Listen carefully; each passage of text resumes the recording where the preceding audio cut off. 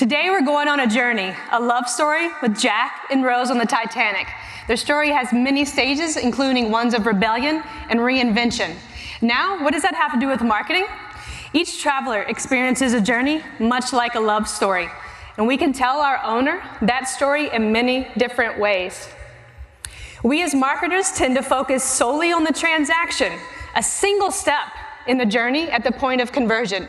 We like to define return on investment in terms of return on ad spend and correlate our revenue production only as it relates to our ad spend. But no story is good when we skip straight to the ending.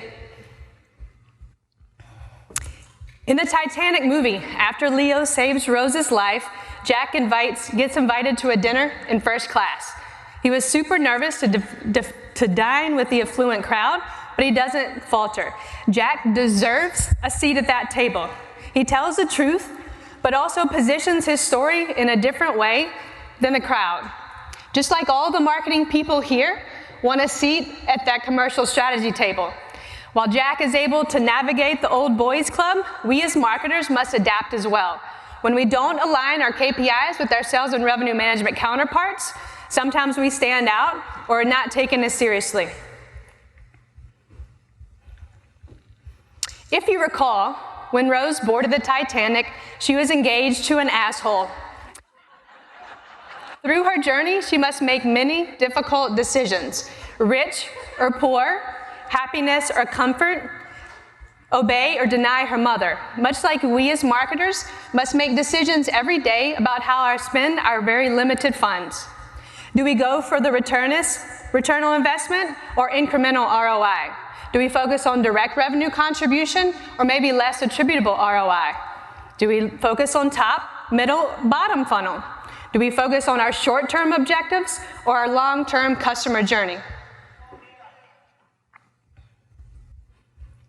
Rose's mother, equally unlikable as her fiancé, pressures her to choose money at whatever the cost.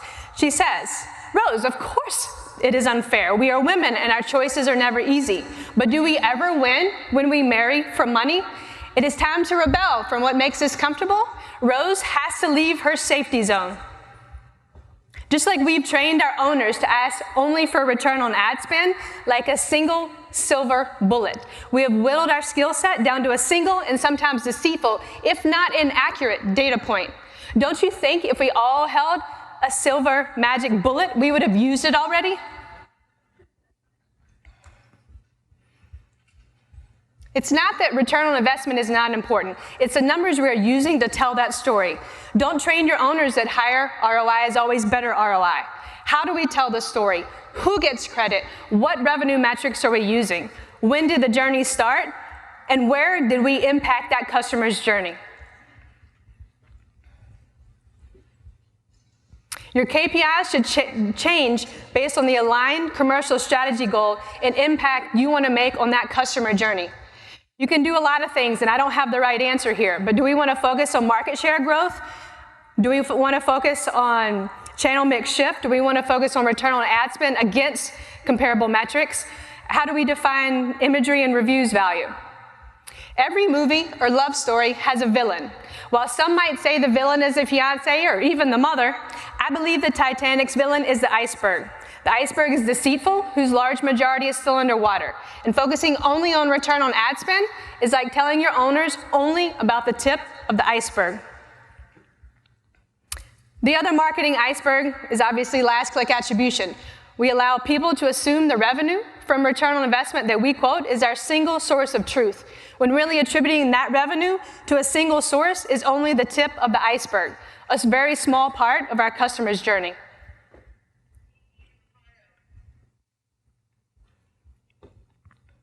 Even when the unsinkable ship starts to sink, what happens in the Titanic movie? The band starts to play. They continue to fulfill their duties even when there's no light to be seen and know the ship cannot be saved. And what do we as marketers do on the proverbial sinking ship?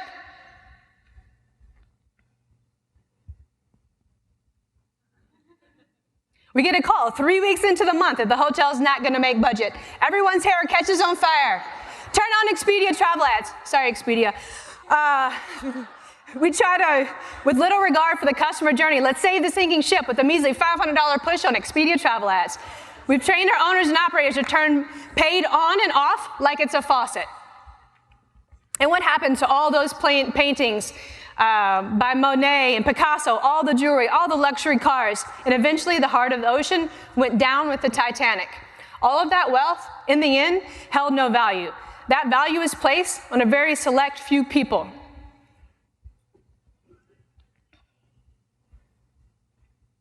Just like we can have a great return and have a 20-to-1 ROI on Expedia travel ads, but you can't take return on ad spend to the bank. An owner doesn't care how successful your campaign is if they didn't make budget for the month. If you want a seat at that table, it's time you start communicating with your owners and operators differently. In the end of our Titanic love story, Jack dies. Our hero dies. Jack, he's been our go-to, our safety net up until now. You know who else is going to die? Return on ad spend. We cannot continue to focus on a single conversion point in our customer journey. Who's the new hero here? Rose. Rose is the one that transforms throughout this journey. She changes and frees herself because of Jack. She is the one who reinvented herself. We as marketers who become comfortable with return on ad spend must continue to evolve and get out of our comfort zone, continue to educate our owners and operators on the entire customer journey to get a seat at the table. If we want to see the table, return on ad spend alone isn't going to cut it.